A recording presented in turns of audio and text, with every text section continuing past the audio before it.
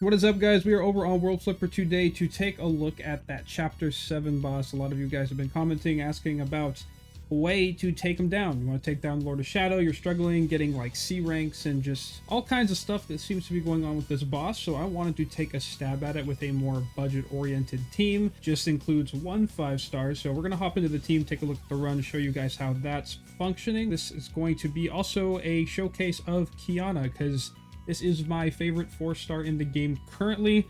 I think this unit is fantastic, and I'm so happy that I'm able to actually use her. So we can go ahead and take a look at the team here, guys. This is a light skill damage based team. This is going to get you through that level 7 Lord of Shadow boss with an S+, and this is the only kind of restrictive thing I would say that this team is currently running. Is if we look here, we've got Elia is running the Light Crossbow. This came from the Lightwing Serpent event that we had a little bit back, so if you're newer, just starting, getting to this point in the story, you're probably not going to have this weapon. It will come back in the future.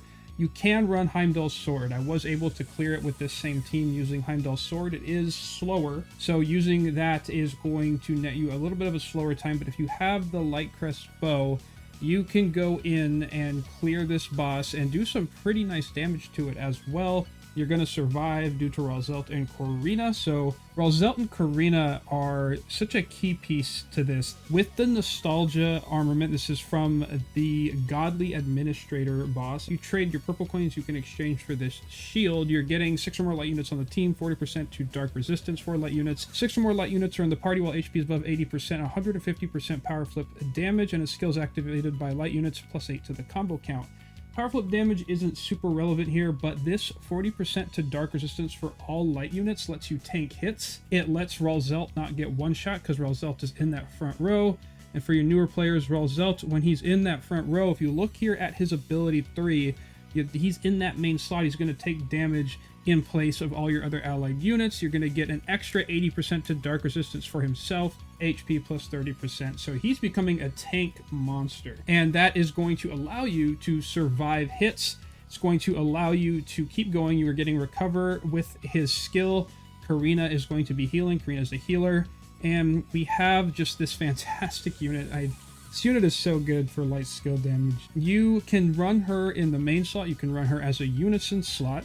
This is going to give you skill damage for all light units every time HP is recovered, which this team is doing a lot.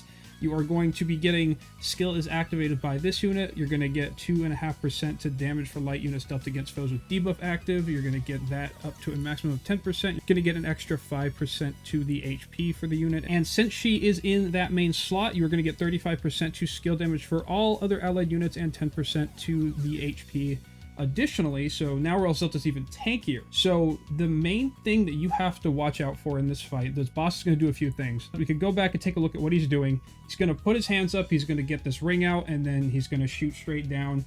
If you are playing this on manual, this team does work fine on auto, but if you're struggling and want to play this on manual to take a few hits off and, you know, not have to worry about tanking hits, when you see him, he's going to go to the left or the right corner. You are going to just want to be on the other side. You're going to want to float around, hover around the top of him. He'll just shoot down. That's all that's going to happen here in this phase. It is a very easy thing to avoid. He only has a few mechanics that are, I guess I would say, tricky to kind of avoid. We have one here. You'll see him throw out his cloak, and you'll get these 5 purple targeting circles, and then you'll start seeing target circle AoEs start to appear all over the board that follow you as you move. This one, it cracks down lightning. It is going to be a little trickier to dodge, but if you can, this is a great thing to dodge. This is like the hardest hitting thing, well, one of the hardest hitting things he does. So you'll see here, the computer is on auto, it kind of hovered around, it fell down, but the targets didn't chase my team because it follows you only for a certain amount of time. You can see the lightning cracks down wherever those target circles end up, and he'll teleport around, which if you're running Elia, it can miss. It's kind of like the Arch Cursed flashbacks. It'll miss, it'll disappear. He'll do the shoot down again in the corners. He'll hop over to the other side, do the shoot down again. Then he does Armageddon. Armageddon's going to give you 5 points. It's going to be 5 break points. If you do not hit all of these break points, the Lord of Shadow is going to shoot down beams. It's going to cover the whole screen. You'll see here in a second, and if you do not have a way to tank it, if you do not have a light team set up with dark reduction, if you're just trying to use an off-element team, this is going to obliterate your team. It's going to hurt really bad. You're either going to barely survive it, you're going to just kind of eat the whole duration of it, and you'll die. You can kind of sneak through between his arms, the right breakpoint in the middle of his body, but it's not really recommended. You can either hit the breakpoints, do an AoE to break it, and so forth, because when you don't break all the points, you'll see what goes on. He is going to just literally cover the whole screen. You'll see how long this lasts. So if you can stay above him, you can avoid it. You only have to get him to half HP in this phase. He'll then go to the middle, heal. But as I go down, I am getting hit as I go down. But since I have that dark reduction, since I'm healing, it is making this a lot easier. And now it's just pretty much the repetition of these phases. He's going to go to the corners, he's going to put up the light circles, he will then put up Armageddon again. You want to try to break these, or like this team doesn't care, it's just tanking the hits. But I tried this with off element teams.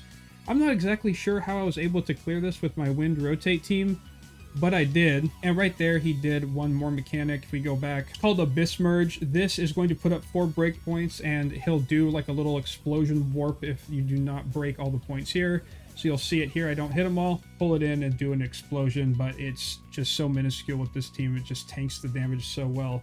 And this whole time, I'm starting to stack up damage. I'm activating skills. I'm healing. My team's getting bonus skill damage.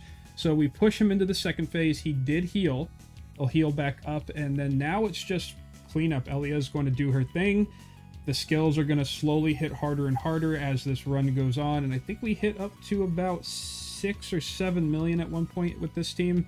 With Fever, you'll get a little bonuses there. Yeah, we'll pop the Elia skill, and it's just pretty much a wrap at that point. So if you guys don't have HNEF, the half anniversary Neftum, I know a lot of people have been recommending that team. If you don't have that team, you can clear it with this team. And he just repeats the same skills in his second phase. It just happens a little quicker from what I've seen. So I hope that this helps you guys kind of get through it. I wanted to make sure that the team I recommended only had 1 5-star this time. So I'm hoping that you guys can build this, put this together. If you do want to replicate the team, you can run the Heimdall sword. Once again, if you don't have the Light Crest bow, you can flip this out. You can switch it for Heimdall sword like that. You can put the Soul Heimdall sword as well. That is going to be Nostalgia on Roselt. That does come from the administrator, and you'll be able to purchase the Obstructor from the section boss. So you can just go how to obtain. You can see it's coming from Boss Coin Exchange. It's going to come right here. This is going to be the boss that drops the Obstructor, if you don't know where that comes from. And for the Heimdall sword, for you new players, I know all you OG guys, you do have this already maxed out, probably 10 times over. But this is also going to be coming from the Necropolis runs. Light level 70 Necropolis will have the higher drop chance. If you can clear the 60s, a little easier. But yeah, you'll get the Heimdall sword will be available in there. So I hope this helps. I hope you guys have a light team. I was able to clear this with this team. Don't recommend this though. It probably, I wasn't even looking at my phone when I cleared this. I mentioned this in yesterday's video too. I would not recommend taking this team in there. I think I cleared it strictly on luck. I don't think this team is consistent enough to clear it. I tried it again and it just died immediately, and I was like, oh, okay. But you can build a light team that is going to be your best bet. Just get your dark resistance up. You can tank his hits. It will not be as bad once you get the tankiness built up again. So make sure to just grab as much dark resistance as possible. I appreciate bosses like this. This is a nice, pleasant surprise. It wasn't just a turn on the story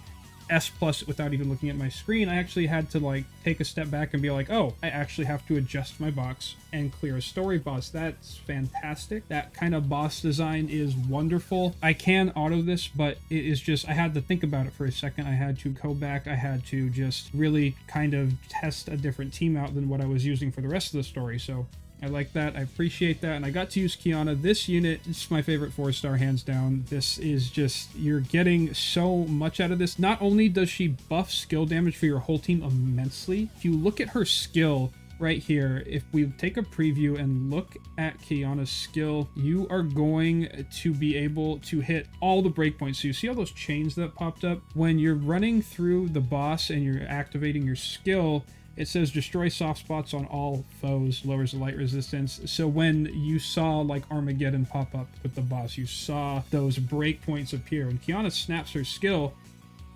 they all just shatter. and it's a free break. This unit is so good. Let me know down below in the comments what you think of Kiana. If you've used Kiana, if you're going to use Kiana, build her up if you tried her. If you're just like rateup gaming, you're insane, that unit's terrible. I think this unit for a 4-star is insane. For a light skill damage support, like, I am going to put her on every team possible that I can. I appreciate you guys stopping by, watching the video. Smack the sub button. Thank you for the support. We are almost at 2K subs, 100 subs, or less than 100 subs away from 2,000 of you guys coming here supporting the channel. That's mind-boggling to me. Thank you. I appreciate it. I'll see you guys in the next video. Peace.